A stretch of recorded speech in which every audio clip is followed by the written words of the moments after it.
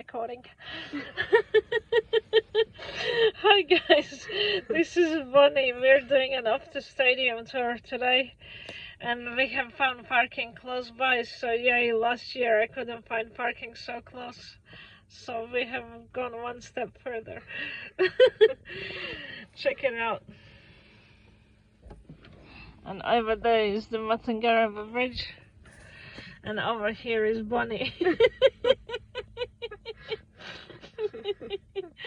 So yeah, thumbs up this video if you enjoy. I'll take you at the back of the stadium everywhere. So quack quack, see you later. Chair bay access. They've got their own cup holders, and we probably will see upstairs, they haven't done them here. They put white plastic seats for anyone that comes along with somebody in a wheelchair as a carer or companion to come along. Now when you come out to this area here, the design of the stadium meant that you would never be more than 40 metres away from the three things you need most. What do you think you need, apart from the game? Toilets, food, drinks, beer, drinks, exactly. So we've got a food outlet here. This one's a chicken outlet. There are 51 food and beverage outlets. We have a pizza outlet a bit further on, a big bar area here.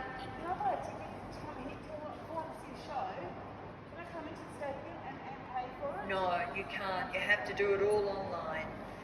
We sell tickets to the football, but the ticket boxes are only open about an hour before the gates open, so everybody buys them online these days. There's nowhere here that you can buy a ticket. We do have people coming up, I meet them outside, they go, where can I buy a ticket for the game? Well, you just can't. Everything's online these days. It is a shame, yeah? And you can see there's a little bit of a gap to the outer facade there, and this is part of the future-proofing of the stadium. So into the future, at some stage, we can add a few more rows, not too many, about 4 more rows at the back there, and we can create another 10,000 seats at the stadium. So at the moment we're 60,000 capacity, but we could go to 70. We'd still be the 3rd largest stadium in Australia. What's the biggest one?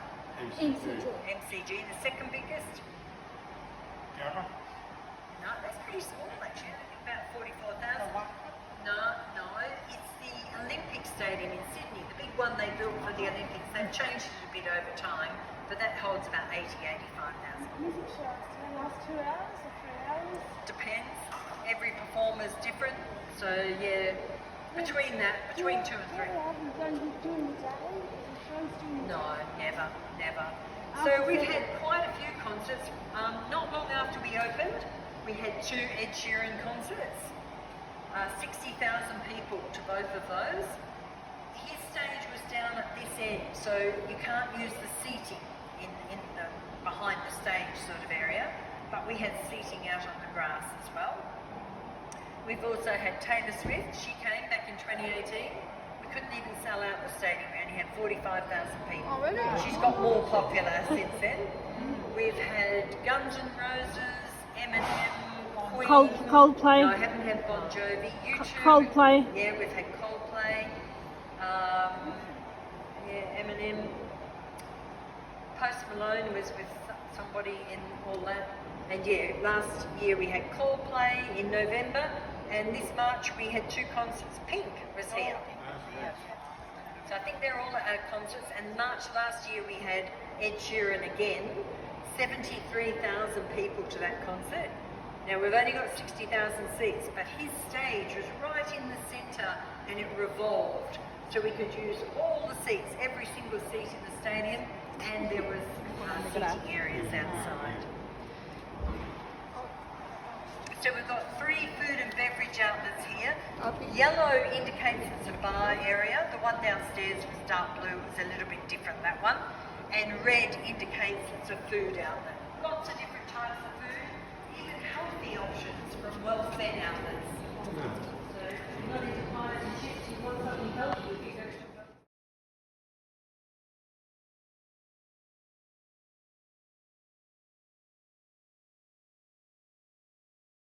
ticket to the game but it will cost you $170 to spend a bit of time up there. I'd like to know, why don't they advertise what's happening in Optus? You know, it's really hard to find out who's playing where.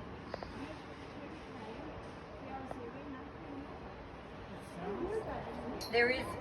Do you have a computer? Do you? Online? You can. Yeah, you can subscribe to these things that will send you the emails about it. Yeah. So I have for the Optus Stadium. I usually know what's happening here, but I can get an email sometimes from the stadium and hear about, say, the Roma and Milan teams coming before I even heard it anywhere else, even though I work here. So it's funny. Yeah. Yeah, there we go. That's great. Lovely. So we've got a big screen down that end. It's the same size as this big screen here. These are a couple of the largest screens at any stadium in the Southern Hemisphere. Now, who's heard of Aussie the Eagle? Look at this. Yep. Aussie the Eagle. Yeah. Aussie was a little bit naughty last week. You might have seen it I on heard the about news. that. Yeah. Aussie is a she-eagle. She's 19 years old now. She's always lived in captivity, and eagles can live up to about 40 years old in captivity. So there's a train going across the bridge. So the Armidale line is cancelled from Vic Park for the next 18 months or so while they work on all the works for rail crossing work. So it only goes as far as Vic Park now, but the good thing is since April it actually stops here at the station. All trains stop here. For the last 6 years they haven't, but just recently. The stadium has been open 6 years. It was officially opened on the 21st of January 2018. So we're nearly 6 and a half.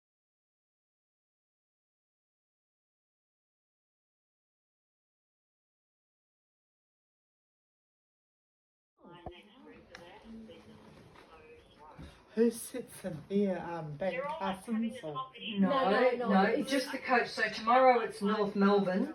So the head coach and all the different coaching people to do with North Melbourne, they'll be in here. You know, like his assistant coach? We're going to be in the media centre yeah. next though. So media, I'll show you where Ben Cousins might be. Yeah. Okay. I see it. I've seen him on the news. Yes, and I've seen him here at the stadium too. So. You know, right near the day of the concert, so they do vary. So this area here is part of the media centre, and this is where print journalists, people that are writing for magazines and sporting magazines and papers and that type of thing, this is where the sports journalists sit here. We can fit. Are they on the news at all? No, not these people usually aren't, but we're going to see. So this media centre has 3 sections.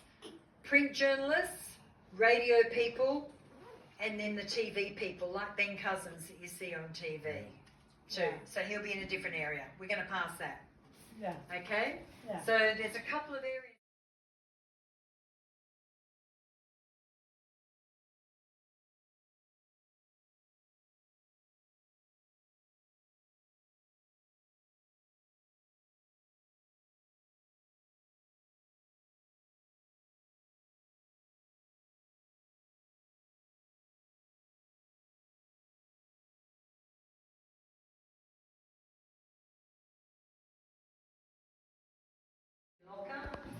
On the lockers are the current players, and below are past players that have worn that number. So this is the current player for number 26, but a couple of other players have worn that number, and if they play more than 100 games, they get listed, or they play in a premiership. So Lewis Jetta didn't play 100, but he played in a premiership. So some of them are current players. Jack Darling is still 27.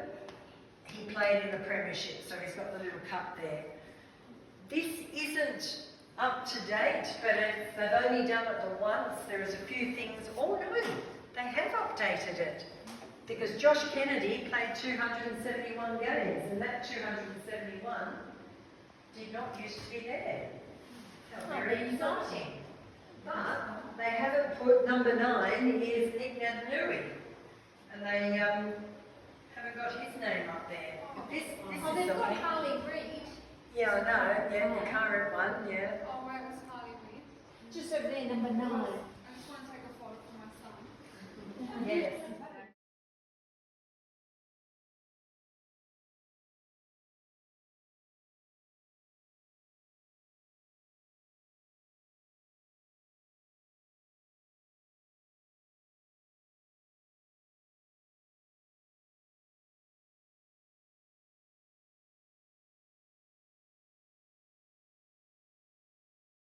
He retired in 2006.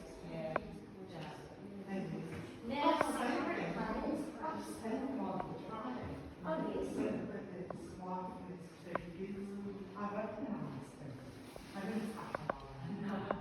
I said hello to him here once when he didn't say hello back, so The company name you see underneath the number here means the play is sponsored by that